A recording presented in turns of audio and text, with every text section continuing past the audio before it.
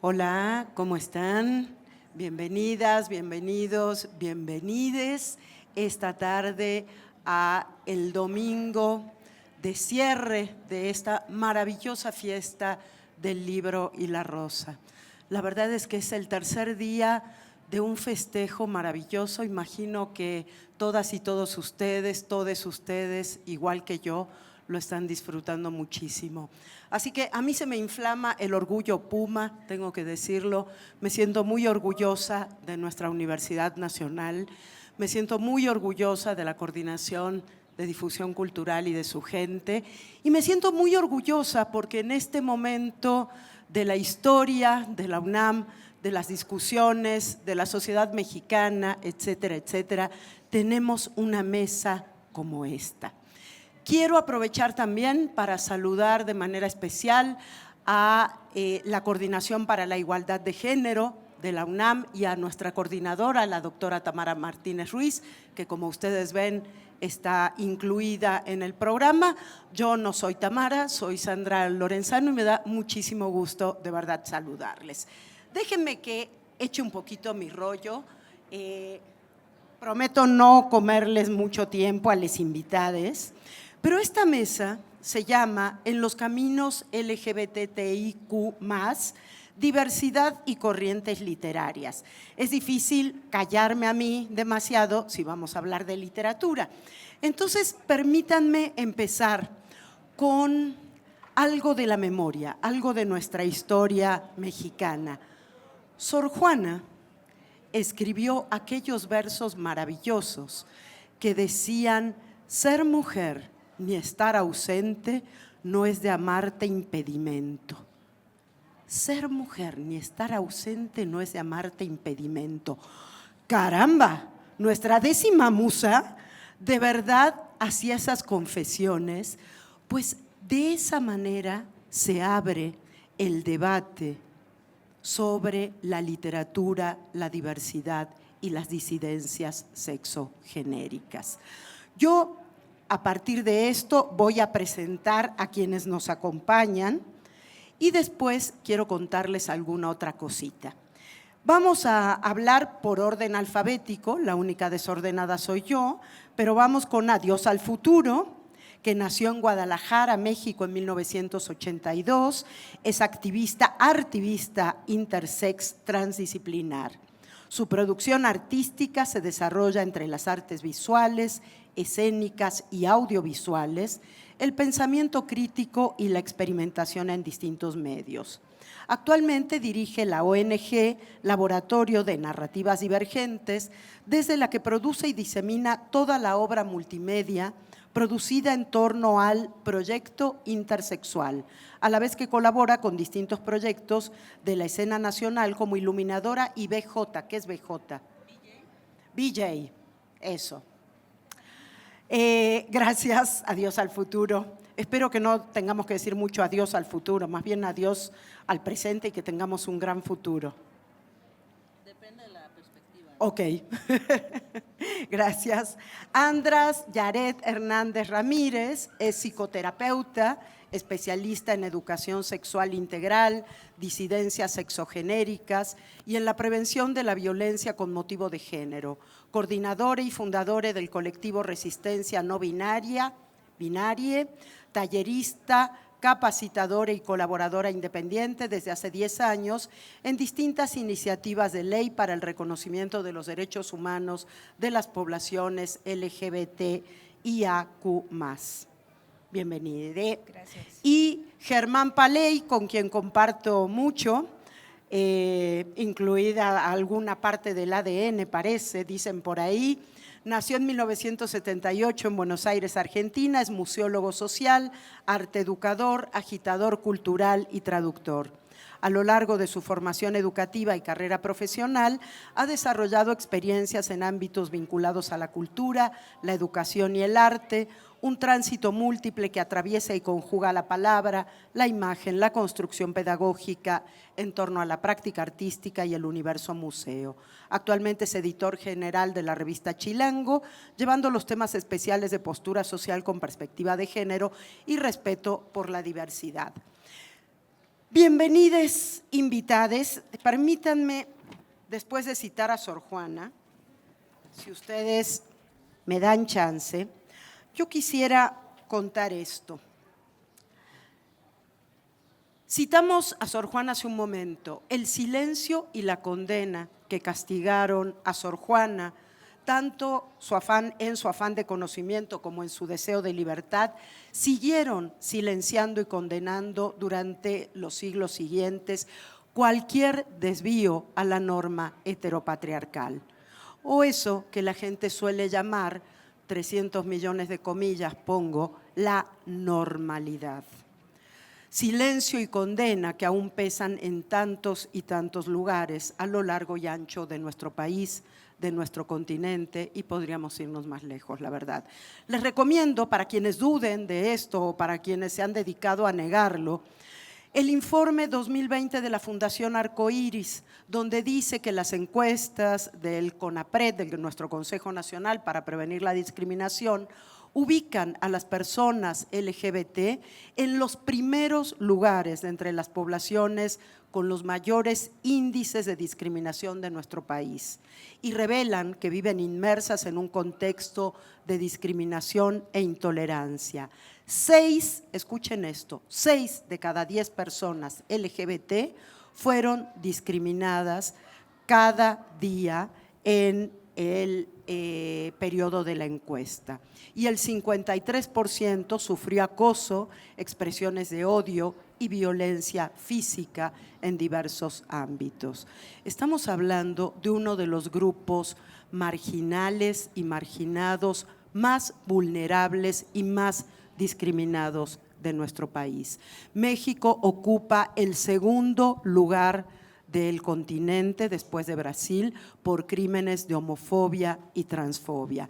No es broma, nos vestimos de colores, celebramos el arco iris, pero estamos permanentemente siendo acosados, siendo violentados. Pero también la literatura nos permite un respiro y nos permite una fiesta. Así que yo les voy a dar la palabra después de leer un poema, denme chance, por favor, porque es de la genial Cristina Peri Rossi, que recibió hace 2 días el premio Cervantes, el premio más importante de literatura de nuestra lengua.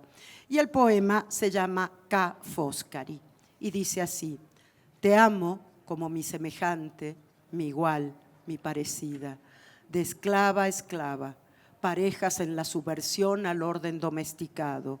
Te amo esta y otras noches con las señas de identidad cambiadas, como alegremente cambiamos nuestras ropas, y tu vestido es el mío y mis sandalias son las tuyas, como mi seno es tu seno y tus antepasadas son las mías. Hacemos el amor incestuosamente, escandalizando a los peces y a los buenos ciudadanos de este y de todos los partidos. A la mañana, en el desayuno, cuando las cosas lentamente vayan despertando, llamaré por mi nombre y tú contestarás igual, alegre, mi hermana, mi semejante.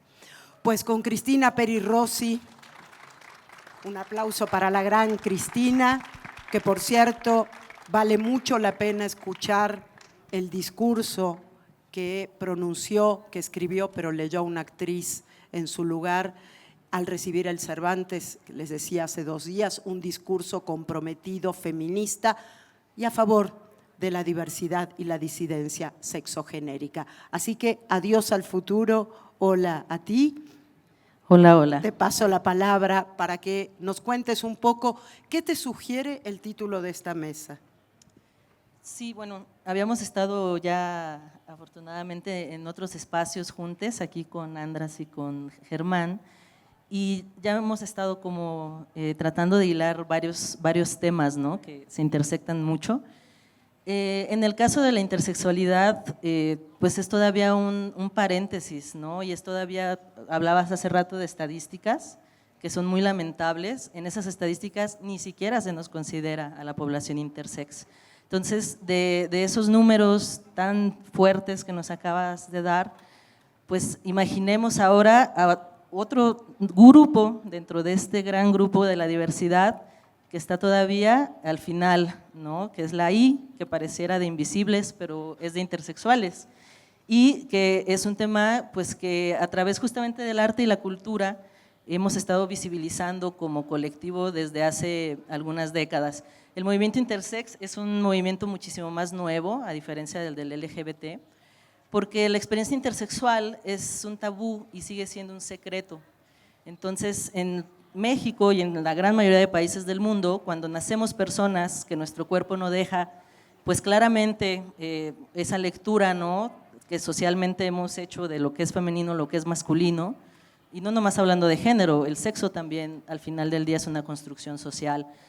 Entonces, en esta construcción donde nosotros no cabemos, pues hemos sufrido de una violencia estructural muy fuerte, que a través del aparato médico ha ido pues mutilando nuestros cuerpos para adaptarlos, ¿no?, a esta supuesta normalidad, que yo también le pongo otras 300 comillas, y pues el movimiento intersex apenas a partir de los 90, gracias a las redes, nos empezamos a encontrar y nos empezamos a dar cuenta de la gran violencia pues, a la que hemos sido sometidas desde el nacimiento. Y bueno, el movimiento se ha nutrido muchísimo de todo lo avanzado, por supuesto, por la diversidad, pero justamente el arte y la creación ha sido una vía muy importante para nuestro movimiento, pues poderle dar forma a una comunidad que hoy sigue creciendo alrededor del mundo. Yo les quiero compartir un pequeño trabajo que hice hace algunos años, que es esta compilación, es un libro, que es el libro Intersexual, que justamente es un proyecto de investigación que yo inicié en 2015 por una necesidad pues de entender por qué nos pasa esto a las personas intersex. Entonces, pues este libro es un compendio de esa historia en el mundo, cómo el mundo nos ha tratado a las personas antes llamadas hermafroditas, andróginas. Ha habido muchas formas de nombrarnos y ha habido muchas formas de anularnos también, pero bueno, a partir de los años del 2010, por ejemplo, aquí en México, justo a través de la creación del testimonio, el testimonio, no sé si sea un género literario, pero finalmente, gracias al testimonio, es que hemos podido encontrarnos como pares y hemos podido empezar a generar una narrativa propia, que es fundamental, porque no existimos, no sé, muchas personas seguro se sorprenden de saber que existe la intersexualidad, no es una anomalía genética ni es por la contaminación, siempre hemos existido, ¿no? Pero es muy interesante, ¿no?, ver cómo a estas alturas, con una sociedad con tanta información, sigue siendo un tema tan oculto para la sociedad. Y bueno, pues desde el proyecto Intersex tratamos justamente de generar narrativas desde lo cultural, pues para visibilizarnos, para poder generar conocimiento para la sociedad, pero sobre todo que las personas intersexuales tengan un reflejo, porque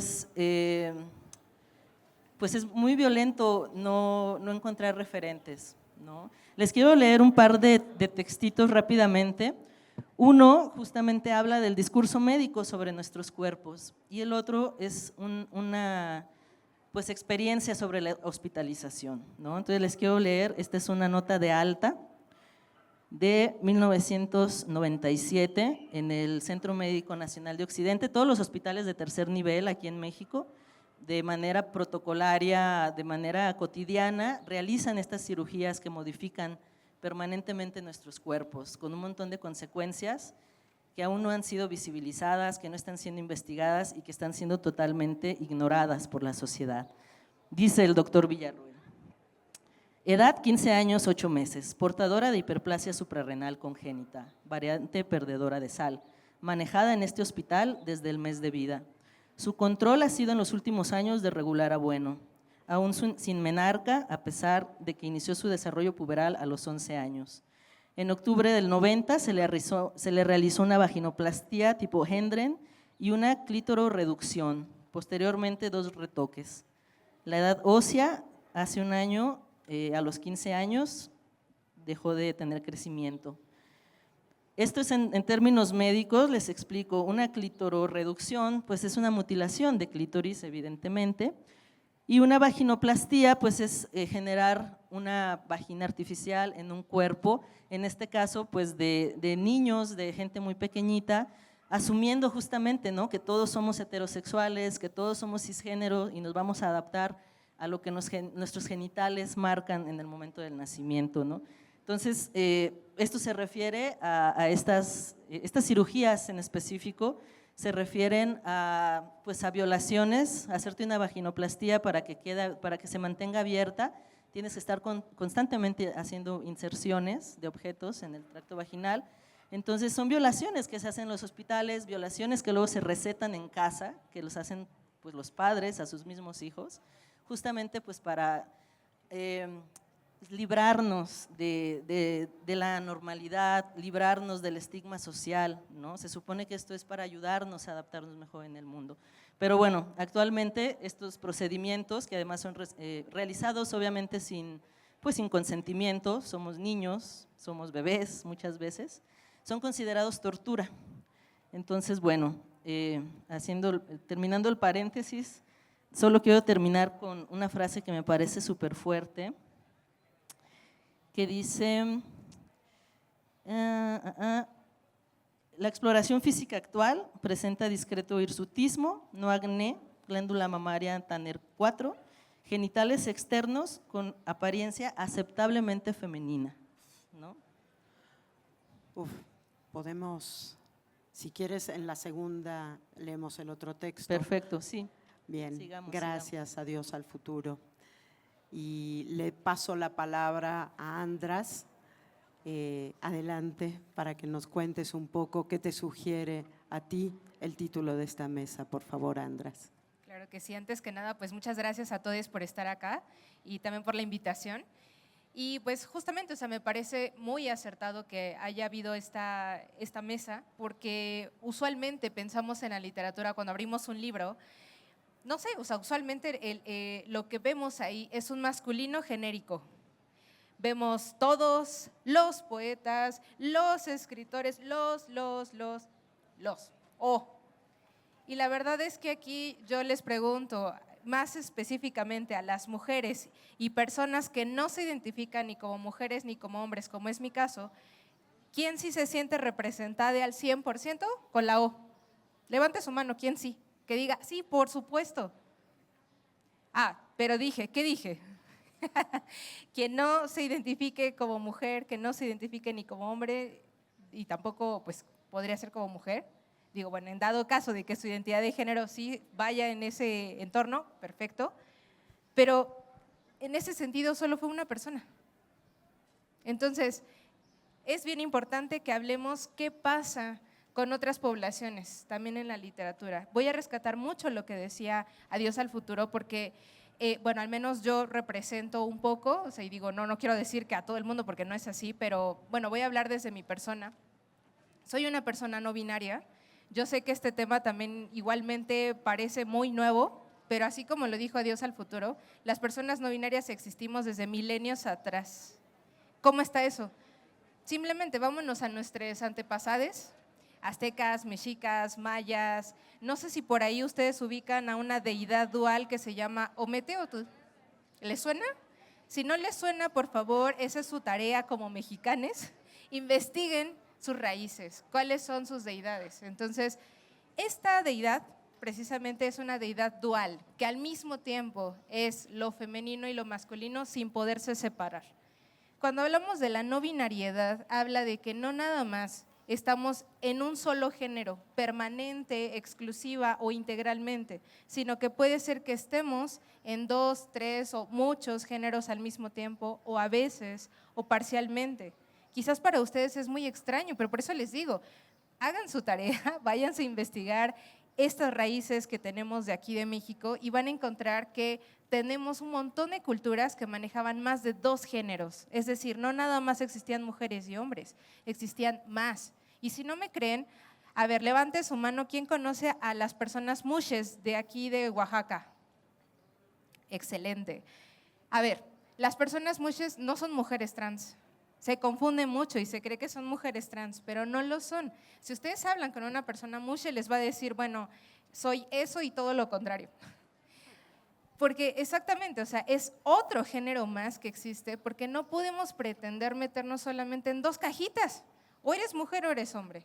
Eso es lo que toda la vida se nos ha hecho pensar aquí, al menos en Occidente. Pero ustedes váyanse también, por ejemplo, a Estados Unidos, vean un poco de su cultura. Están otras culturas que incluso manejan 7 géneros. Nos vamos, cambiamos de continente completamente, nos vamos, por ejemplo, a la India.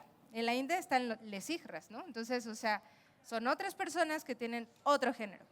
Y no podemos hablar de que es un tercer género porque entonces ya serían 3 géneros. No, es que estamos hablando de que así como existen estrellas en el universo, así existen identidades de género.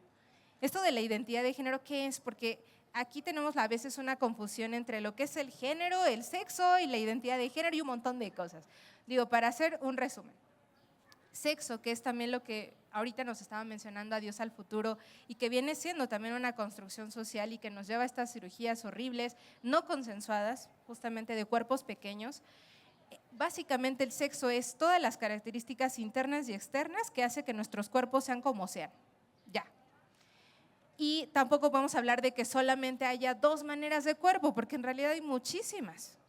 Simplemente volteémonos a vernos entre nosotros. Todos somos bien diferentes, yo no veo a nadie igual a mí, ni tampoco veo a alguien igual a Germán, ni tampoco veo a alguien igual que Sandra o Adiós al futuro, porque todos somos diferentes. Ajá. Ahora, así como diverso es el sexo, también son las identidades de género. A ver, entonces aquí las identidades de género es lo que nos hace ser nosotros, pero por dentro. Es algo que no se ve a simple vista, que es algo muy personal, que tiene que ver con nuestro sentir. Con respecto a qué es lo que nos enseñaron allá afuera, que es el género. El género, como decíamos, solamente son 2 opciones lo que se nos pone, ¿no? O sea, ¿eres mujer o eres hombre? Se nos impone. Porque, a ver, ahora, levante la mano a quien en algún momento de su vida, entre los, no sé, el año de edad a los 12 años, ¿a quién de ustedes sí les preguntaron si estaban de acuerdo con ser niñas o niños? ¿Ya vieron? Nadie. Entonces, eso quiere decir que es una imposición. Nadie nos pregunta si estamos de acuerdo. Pero ¿qué sucede? Muy en el adentro vamos sintiendo si nos va bien o no nos va bien ese género que se nos impuso al nacer. Entonces, cuando nos vamos dando cuenta de eso, puede ser que lleguemos a la conclusión de, no, es que no me representa en absoluto. Puede ser que sí, o sea, como en mi caso, yo no me siento ni representada ni dentro de esta binariedad de género. Yo me salgo. Habrá quienes digan, sí, yo sí me siento dentro de ser mujer, habrá quien diga, yo sí me siento dentro del ser hombre, y habrá quienes digan, yo me siento en los 2, yo me siento solo un pedacito, o yo me siento dentro de otro género que no está ahí representado. Entonces, fíjense, o sea, esto lo vengo a decir porque ¿cómo podemos poner eso en papel, en la literatura? Desbinarizando el lenguaje. Si solamente hablamos de todos, de los y la o, no estoy nombrando toda esa gran diversidad de personas que existimos. Por lo tanto, es sumamente importante desbinarizar el lenguaje. Y fíjense, o sea, yo sé que hay muchas personas, quizás algunas por aquí han de decir que se escucha horrible el utilizar el pronombre neutro e. Van a decir, es que eso destruye el lenguaje, es que el español es tan bonito. Óiganme, o sea, es uno de los idiomas más sucios que existe. ¿Por qué? Porque agarró pedazos de un montón de lenguajes y no podemos hablar de un purismo del lenguaje. Ahora, si me lo permiten, yo quiero compartir un pedacito de lo que un gran escritor de 1976, no lo estoy hablando de ahorita, es del 76, ya proponía que habláramos en neutro. Entonces, es muy breve, dice: hay que revolucionar el lenguaje, que no es solo de los expertos, sino del pueblo, todo lo que habla, la pureza, la tradición, etc. Están muy bien cuando no son injustas o dañinas, y en este punto hay daño e injusticia en el castellano heredado.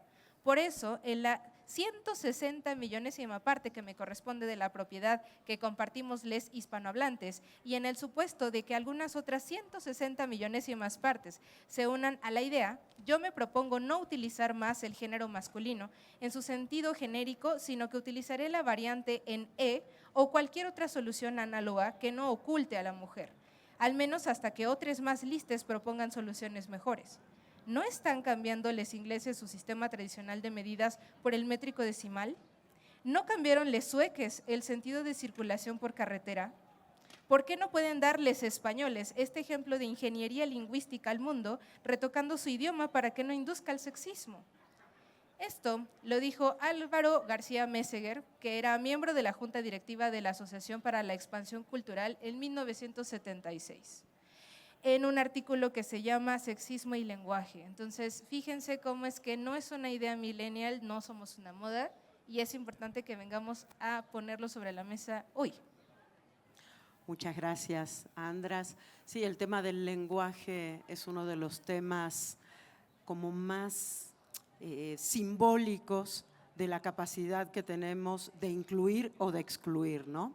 Yo en esa E no excluiría la O y la A. A mí me gusta que se sumen, no que se sustituyan. Entonces yo propongo la suma y así lo hemos dicho en la UNAM de manera permanente, ¿no? Yo les dije bienvenidas, bienvenidos y bienvenides, porque también conseguir la A ha costado y esa E también puede después desdoblarse en otras vocales. Entonces, así como el arco iris es el arco iris, quizás tengamos que, sí, nos tardaremos un rato en decirles bienvenides a todes, nos tardaremos un rato, pero valdrá la pena, porque será una manera ética y política de incluir a través del lenguaje. Me encanta, muchas gracias. Germán, adelante usted, caballero, por favor, o caballere, o lo que usted quiera. ¿Qué tal? Muy buenos días, un placer estar aquí compartiendo este espacio de construcción y de construcción a la vez, de armado y desarmado, de monte y desmonte. Creo que cuando me convocaron este título, ¿no? Diversidad y corrientes literarias, pensé en corrientes y pensé en electroshock también, ¿no? Pensé en cómo producir ese choque de lo dado, de lo heredado, de lo normalizado, ¿no? O sea, creo que cada quien es como es, cada quien tiene su historia, a veces más visible, más invisible, a veces más supuesta, ¿no? Digo, como varón, cis, marica, vestido de rosa. Crecí diciendo que mi color favorito era el verde porque era el color favorito de mi madre, hasta que a mis 40 años digo, no, es el rosa. Y no para caer en ese binarismo, pero sí para poder abrazar la fuerza de lo subjetivo, que en ese caso para mí es la poesía. No quiero hacer mucha introducción a esto, sí voy a tomar prestada las palabras de otra persona, una poetrans argentina, que, oh casualidad me acabo de dar cuenta, se llama Susie Shock. Entonces voy a invitarles a dejarse llevar por la fuerza poética de, podríamos decir, de ese abrazo a otras formas, porque creo, ahí sí, que cuando hablamos de diversidad no es un mes del calendario, no es un lugar cómodo. O sea, sí hemos conseguido construir a fuerza de luchas, a fuerzas de molestias, y qué lindo que es molestar cuando la molestia viene a transformarlo todo, o toda, o tode, ¿no? O todix, porque aún no sabemos si esa E vino para quedarse o puede aún mostrarnos otros caminos en los que otras identidades, otras formas, otros sentires, otros placeres se manifiestan. Entonces, ahora voy a ser medium de Susie Shock, poetrans argentina, y desde el cono sur voy a leer en la variedad rioplatense, así que prepárense, parece shock, parece yo. Voy a leer el poema Yo, monstruo mío. Y dice así: yo, pobre mortal, equidistante de todo.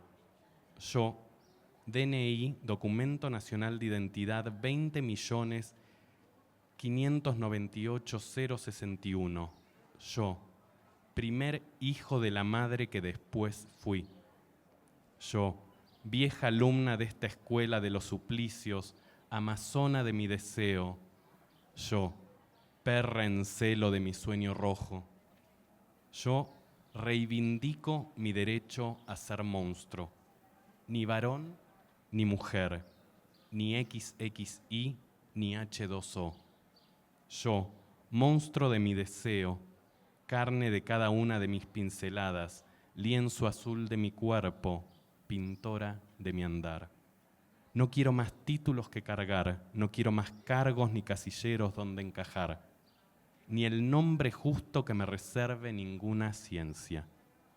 Yo, mariposa ajena a la modernidad, a la posmodernidad, a la normalidad, ajena a la normalidad, oblicua, visca, silvestre, artesanal, poeta de la barbarie, con el humus de mi cantar, con el arco iris de mi cantar, con mi aleteo, reivindico mi derecho a ser monstruo y que otros sean lo normal, el Vaticano normal, el credo en Dios y la Virgísima normal, los pastores y los rebaños de lo normal, el honorable Congreso de las leyes de lo normal, la vieja Real Academia de lo normal. Yo solo llevo las prendas de mis cerillas, el rostro de mi mirar, el tacto de lo escuchado y el gesto avispa del besar, y tendré una teta obscena de la luna más perra en mi cintura y el pene erecto de las guarritas alondras y 7 lunares, 77 lunares, ¿qué digo? 777 lunares de mi endiablada señal de crear.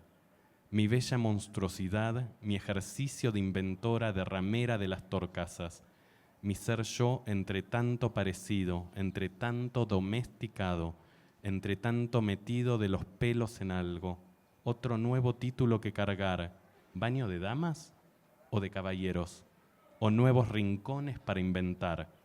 Yo, transpirada, mojada, nauseabunda, germen de la aurora encantada, la que no pide más permiso y está rabiosa de luces mayas, luces épicas, luces parias, menstruales, marlenes, sacayanas, bizarras, sin Biblia, sin tabla, sin geografía, sin nada. Solo mi derecho vital a ser un monstruo, o como me llame, o como me salga, como me puedan el deseo y las fucking ganas. Mi derecho a explorarme, a reinventarme, a hacer de mí mutar mi noble ejercicio, a veranearme, otoñarme, invernarme, las hormonas, las ideas, las cachas y todo el alma. Amén.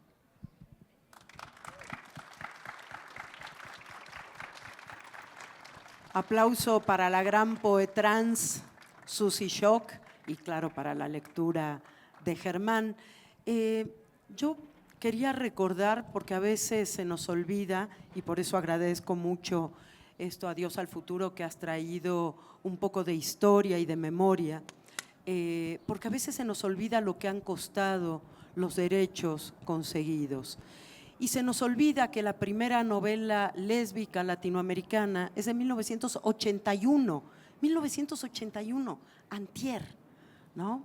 Y es En breve cárcel, de la escritora Silvia Molloy, una gran narradora argentina que salió muy joven del país justamente para poder sentirse libre para ser una monstrua, la monstrua que ella quería y sigue queriendo. En México, la primera novela lésbica es Amora, maravilloso nombre, además maravilloso título de Rosa María Rofiel, y hace lo que suele hacer la literatura LGBT, que no es cuestionar, sino, vuelvo a poner comillas, normalizar la disidencia. Entonces nos cuentan historias de amor y una lee feliz de la vida, historias de amor, así como escuchamos boleros, bailamos danzón. Todo lo que tiene que ver con el amor nos encanta además a los latinoamericanos, ¿no? Nos encanta toda esa educación sentimental y resulta que de pronto leemos y caramba, eran dos mujeres o eran dos hombres o eran dos monstruos de otro tipo. Eso es en 1986. De ahí en más voy a nombrar el último hito para mí en este camino, que es un hito maravilloso, maravillosamente celebrable, que es la decisión del jurado del premio Sor Juana Inés de la Cruz de otorgarle el premio a la primera mujer trans que gana un premio para narrativa escrita por mujeres. Se trata de la novela Las Malas de Camila Sosa Villada, premio Sor Juana de 2020. Pueden escuchar su discurso, plena pandemia, por supuesto, está en Zoom, en su casa, un departamento pequeño, diciendo no puedo creer. Eso quiere decir que algo estamos ganando las monstruas, los monstruos y los monstruos. Entonces, yo les pediría, porque ya no nos queda demasiado tiempo, que hiciéramos un cierre a esta mesa, que en realidad no es un cierre, es una apertura al diálogo con todas, todos y todes ustedes. Es una apertura a la reflexión, es una apertura a la mirada hacia las personas diversas y disidentes, hacia la escucha. Escuchemos, miremos, entendamos y si no entendemos, preguntemos. Preguntemos, que siempre habrá alguien que diga, ven que te explico. Adelante, por favor. Muchas gracias, Sandra. Pues, abonando un poquito más a lo que decía también Andras, qué importante, ¿no? Estos procesos creativos, qué importante pues la evolución que tienen estas estructuras que vamos generando, como el lenguaje mismo, se tiene que romper, tiene que cambiar, ¿no? Estamos en una sociedad, en una crisis, creo yo, de todo, ¿no? De representación, de, por supuesto, una crisis climática tremenda. Necesitamos buscar nuevas formas, nuevas posibilidades de futuro. Hay una narrativa hegemónica y ante esa narrativa, ante esa propuesta de futuro, es a la que yo digo adiós, porque es una propuesta de futuro que no nos incluye a ninguno de nosotros. Entonces necesitamos generar narrativas pues que nos incluyan a todos, ¿no? Pienso en las personas con discapacidad, pienso en las personas neurodiversas, en tantas poblaciones pues que tienen que sufrir tantas cosas tan injustas y también como sociedad pues tomamos lugares y qué lugar estamos tomando en esta historia, ¿no? ¿Qué discursos seguimos legitimando? Es muy importante cambiar todas estas estructuras y abrirnos a lo humano. Estas experiencias de diversidad, estas experiencias de amor, pues son igual de valiosas que cualquier experiencia pues heteronormada de la narrativa mainstream que regularmente vemos, ¿no? Entonces, pues nada más invitarles a abrir la escucha y sobre todo el corazón, porque esta es una cuestión de humanidad y de amor y fraternidad entre todos, y pues a seguir construyendo estos espacios para seguir dialogando. Muchas gracias.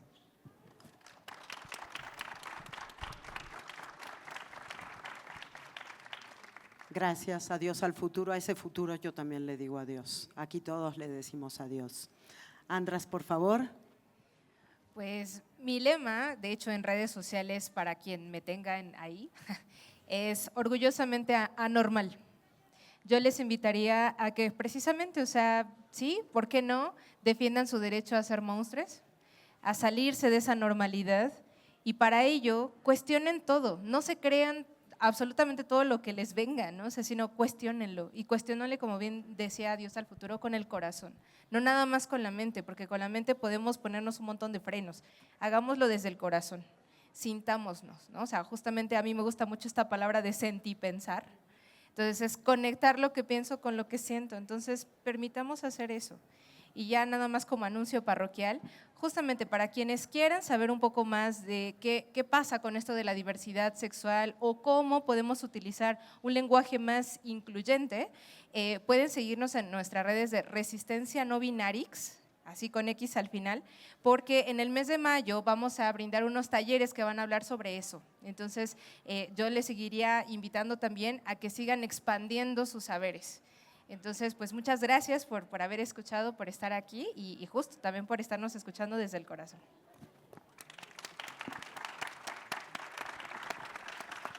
Muchísimas gracias, Sandra. Germán, por favor. Hola, sí. Entonces, no sé si para concluir o para continuar y que sean puntos suspensivos, no punto final, al contrario, es quedarme con esta sensación cada vez que coincido en estos espacios, es agradecerles por seguir expandiendo mi horizonte de posibilidades. Cada vez que les escucho es también ir minando esa idea de normalidad, y dado que estamos hablando de géneros literarios, podríamos decir que lo normal es la ficción mejor lograda y la construcción mayoritariamente sostenida, pero la mayoría también es esa construcción que hay que derribar porque no existe, ¿no? Entonces creo que ahí la fuerza subjetiva, ya sea leyendo un poema, viniendo a uno de estos espacios, permitiéndose ser un signo de interrogación y que ese signo sea un imán hacia otros saberes, otras voces, otros vínculos, ¿no? Estamos en épocas críticas, así que el pensamiento crítico es muy bienvenido justamente para poder darnos sentido desde lo afectivo, desde lo efectivo, y no estoy hablando de dinero, y eso, agradecer. Muchas gracias, Germán. Yo pensaba en ese verbo maravilloso, sentipensar, que es un aporte del feminismo. Queremos un feminismo incluyente, queremos un feminismo donde haya espacio para todas, para todos y para todes, y todas las siguientes vocales que sigan. Nos quedan 5 minutos y se los vamos a regalar a ustedes. Por si alguien quiere hacer una pregunta, por favor, a nuestros participantes. No sé si… Sí, adelante, por favor. Ahí le pasan un micrófono. Creo que está encendido, ¿o no?